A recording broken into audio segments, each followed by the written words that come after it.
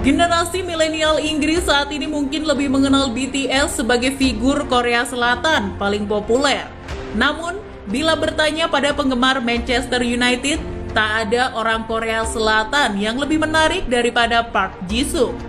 Ya, media Inggris memang tak membahasnya sebagaimana David Beckham dengan ketampanannya.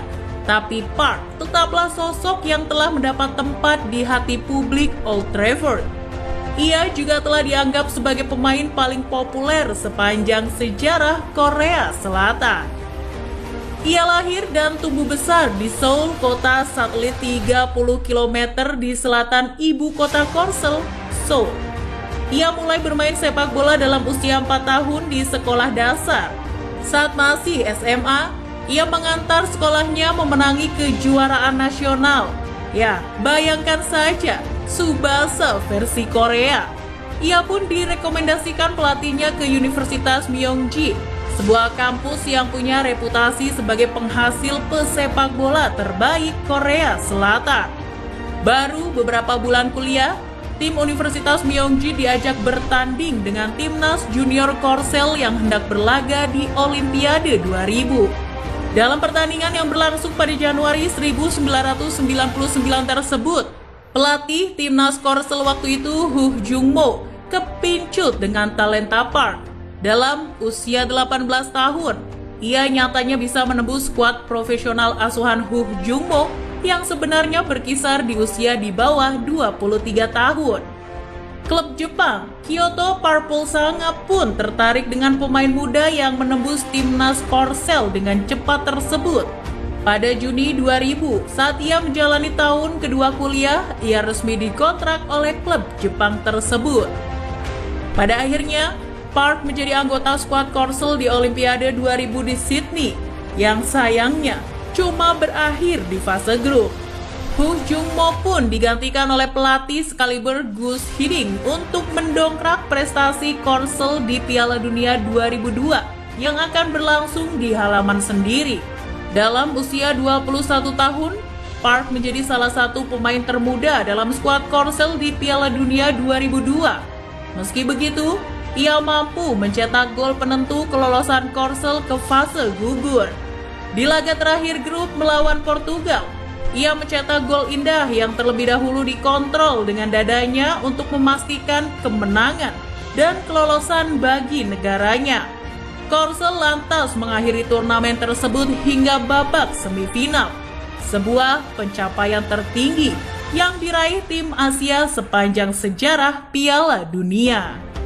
Seusai Piala Dunia bersejarah tersebut, Gus Hiddink dikontrak oleh klub raksasa Belanda PSV Eindhoven. Ia pun tak lupa mengajak Park Ji-sung dan Lee Yong-pyo ke Eredivisie.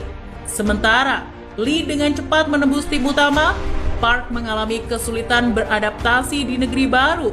Terlebih, ia juga beberapa kali mengalami cedera. Baru pada musim 2003-2004 ia mulai mematenkan tempat di skuad utama PSV. Di musim berikutnya, ia semakin moncer setelah kepergian Arjen Robben ke Chelsea.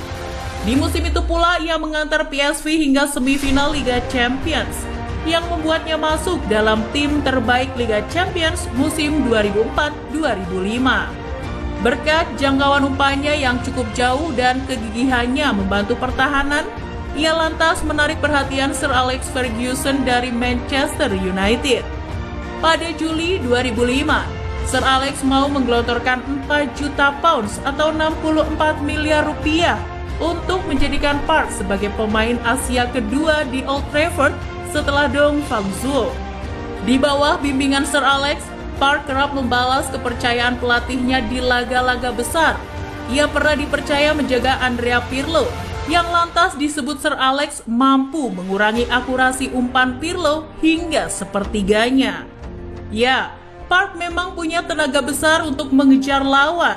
Ia disebut punya resep minum jus kodok untuk memaksimalkan kapasitas paru-parunya, yang mendapat apresiasi dari penggemar berupa julukan Three Lungs Park atau Park yang punya 3 paru-paru.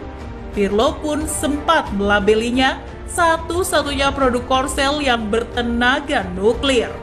Selama 7 tahun berkarir di Old Trafford, Park mampu mencatat lebih dari 200 penampilan mencetak 7 gol, dan menjadi orang Asia pertama yang memenangi Premier League dan Liga Champions. Ia juga menjadi satu-satunya orang Asia yang bisa mencetak gol di 3 Piala Dunia, yakni edisi 2002, 2006, dan 2010. Ia kemudian pindah ke KPR, di mana dia pernah bermain melawan Persebaya Surabaya di Stadion Gelora Bung Tomo. Lantas kembali ke PSV, lalu pensiun pada 2014. Di luar lapangan, sebagai pemain terpopuler Korsel, ia mudah saja memasuki dunia entertainment di negara asalnya. Ia sempat terlibat di variety show produksi SBS, Running Man.